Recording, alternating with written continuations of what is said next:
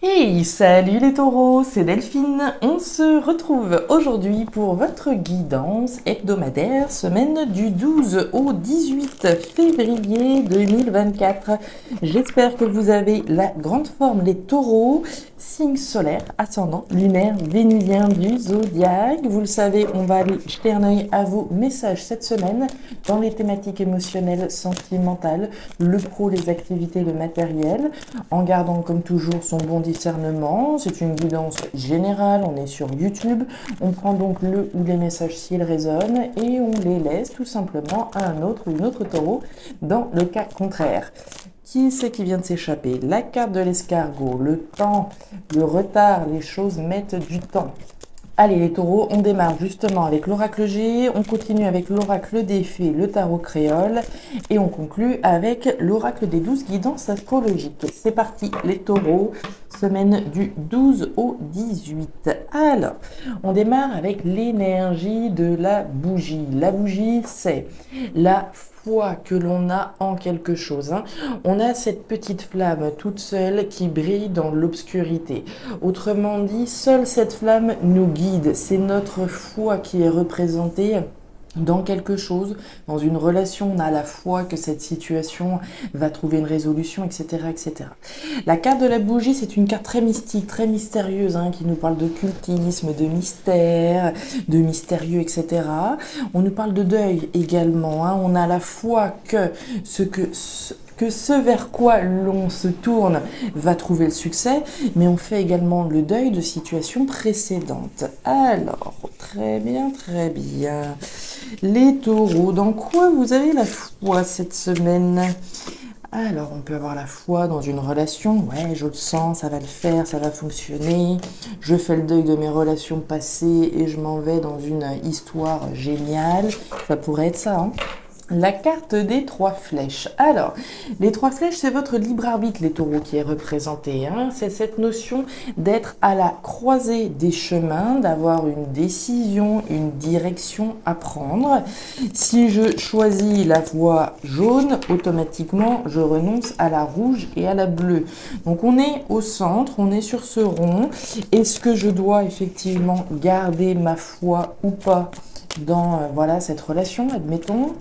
Dans ce travail, j'ai la foi que, allez, au niveau professionnel, les choses vont se décanter ou que les choses vont trouver une bonne résolution ou pas. Vous êtes à la croisée des chemins ici, mes petits taureaux. Alors, qu'est-ce qui se passe? Le soleil, ça c'est très très bien. Le soleil c'est la lumière. Autrement dit, la lumière va être faite sur la décision, sur la direction que vous devez prendre. Le soleil c'est le bonheur, la joie, c'est la félicité, c'est le succès justement. Donc on fait la lumière et on fait très bien la lumière sur cette situation-là. Intéressant, très intéressant. On continue. Allez, ça c'est réglé. Derrière, on nous parle d'engagement, les taureaux. Très bien. L'union, l'alliance, l'engagement. Premier engagement, c'est avec vous-même. Je m'engage. Ok, je choisis cette voie-là. Je m'engage non pas parce qu'on m'a dit de le faire, mais parce que ça correspond à mes principes, à mes valeurs. C'est l'engagement que je prends. Mais on peut également trouver un engagement, s'unir à quelqu'un, être à la croisée des chemins, avoir la foi que dans cette relation, dans cette union, dans cet engagement, les choses vont aller vers le soleil, vers le bonheur, vers l'abondance, etc. Très intéressant, très très intéressant votre tirage, quelle que soit l'union, quelle que soit cette bague pour vous. On nous parle du tambour, on nous parle de communication. Alors attendez, parce qu'il y a des petites subtilités dans les cartes de communication. Tambour, je crois qu'on parle de courrier. En particulier, tambour, ouais, le courrier. Le tambour est un messager, le facteur. On parle de compétition, de nouvelles ambitions également. Alors, le courrier, on va pouvoir envoyer un message à quelqu'un. Peut-être que quelqu'un vous envoie un message pour vous unir à cette personne. Très bien. Et derrière, j'ai le pêcheur. Le pêcheur, c'est un personnage qui est fier de rapporter le fruit de son travail. C'est souvent un indépendant, un commerçant. Il peut être un petit peu radin, accessoirement, si jamais ça vous représente, si vous vous retrouvez dans ce descriptif. Mars en taureau. Alors les taureaux, cette semaine vous êtes dans votre énergie et j'aime autant vous dire que c'est une énergie très charnelle que vous avez. Mars représente la sexualité, l'énergie.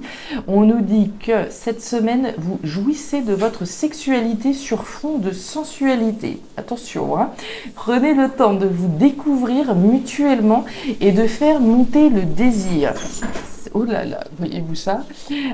Il est temps de faire monter le désir, donc cette période est propice à l'acceptation du plaisir. Prenez le temps d'en profiter. Bon, énergie très charnelle, comme je vous le disais. Est-ce que vous venez de rencontrer quelqu'un, les taureaux, très concrètement, et vous êtes à la croisée des chemins, en train de vous demander si effectivement il y a quelque chose de sérieux qui peut se manifester? Croisée des chemins, est-ce que j'ai la foi que cette relation légère, admettons, ici puisse déboucher sur un engagement? Est-ce qu'on me fait la proposition d'aller vers quelque chose de plus sérieux, de m'engager? J'ai la foi ou pas? Je choisis. On y va les taureaux. Vous excuserez le vent, on a une tempête qui arrive là par chez moi. Donc ici, waouh. Alors, on y va les taureaux.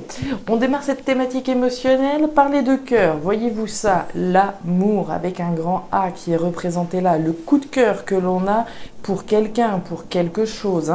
On repart encore d'engagement, de compromis. On a demain. Ok, premier engagement avec nous-mêmes, d'accord? Je m'engage pour aller dans cette relation ou pas? Croiser des chemins. Il est clairement question pour moi d'un engagement, alors déjà avec vous-même en vous positionnant, pour aller ou pas vers un engagement sentimental. Il y a quelque chose de fort. Ce que je ressens très honnêtement, c'est un petit peu comme si, voilà, on était dans quelque chose d'assez léger, d'assez charnel peut-être avec quelqu'un, et on est à la croisée des chemins pour se demander quelle tournure est sur le point de prendre cette relation. On voit bien qu'il y a deux cœurs qui battent ici. Il peut être question d'un engagement professionnel accessoirement. On a eu un coup de cœur pour un boulot, pour un poste, pour une entreprise et on se demande si ça va pouvoir déboucher à un engagement plus sérieux. Au début, on commence en intérim, ça nous passionne ce qu'on fait et on se demande si ça va aller plus loin. Ça pourrait être ça. Mon instinct me dit qu'on est plutôt dans la thématique sentimentale, mais ça n'exclut pas le reste. C'est ce qui nous touche émotionnellement. On nous parle de la croix. La croix, il y a clairement quelque chose d'intense. On nous parle de fin de cycle, de transformation. Il y a une révolution là qui est en marche. Il y a un chapitre qui se clôture à partir du moment où je me positionne pour aller ou pas dans une relation véritable avec quelqu'un. On continue. On nous parle du poids. On nous parle du tiraillement et on nous parle de la femme. Alors, le tiraillement, il fait référence directement à cette croisée des chemins. Je suis à la croisée des chemins. Cette situation me tiraille, me met en conflit. La carte du fouet, c'est le conflit. Alors, ça peut être le conflit avec l'autre, bien sûr, mais c'est, à mon avis, davantage le conflit avec nous-mêmes. On peut effectivement hésiter à aller vers une relation plus sérieuse parce que voilà, on sait que voilà, on s'entend bien, oui, peut-être sur le plan physique, mais ici il y a peut-être quelques conflits, on n'est peut-être pas toujours d'accord sur tout, etc. D'où le conflit. C'est évident, ça peut aussi s'entendre comme ça. Maintenant, le conflit pour moi représente davantage ce choix que vous avez à faire au niveau sentimental. Est-ce que je m'engage ou pas avec cette personne véritablement? Est-ce que je sors du charnel pour aller vers du sérieux? On nous parle de la femme. La femme, c'est votre intuition, les taureaux, qui est représentée. J'écoute ma petite voix intérieure pour transformer, pour révolutionner, pour clore un chapitre de ma vie et m'engager ou pas dans une histoire sérieuse. On voit le poids. C'est un petit peu comme si... Comment dire? Alors, la carte de la croix, c'est le poids du monde sur les épaules, quelque chose qui nous pèse, de la nostalgie, de la tristesse. C'est un petit peu comme si, voilà, on vivait sa plus belle vie, c'était quelque chose de léger, on goûtait son plaisir, etc. Mais l'éventualité de s'engager véritablement dans quelque chose de plus sérieux pouvait être un petit peu pesant. Que cette situation-là, elle est bien sympa telle qu'elle est, aller vers quelque chose de sérieux, on n'est pas forcément sûr, d'où le tiraillement. On sait ce qu'on a aujourd'hui, c'est précieux, c'est agréable, c'est charnel et c'est très bien. Si on s'engage vers quelque chose de sérieux, on a peut-être peur de perdre ce qu'on a de précieux aujourd'hui. C'est possible, d'où le poids ici par rapport à ce compromis, cette décision qu'on a à prendre en son âme et conscience, mais vis-à-vis de quelqu'un également. On continue. On retrouve notre escargot, voyez-vous ça. Alors, thématique pro-matériel. On démarre avec l'escargot. L'escargot qui allait sauter du paquet quand je brassais, rappelez-vous.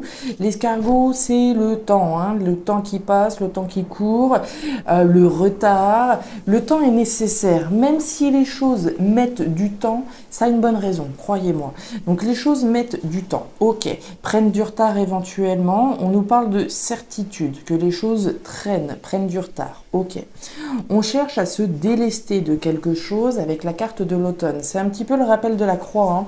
L'automne, c'est l'entrée dans un nouveau cycle, délesté de quelque chose. Quelque chose qui n'a plus d'intérêt, qui n'a plus de saveur.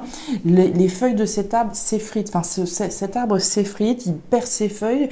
C'est le cycle naturel des choses. Donc quelque chose est en train comment dire, on est en train de se libérer de quelque chose, mais ça traîne, d'accord?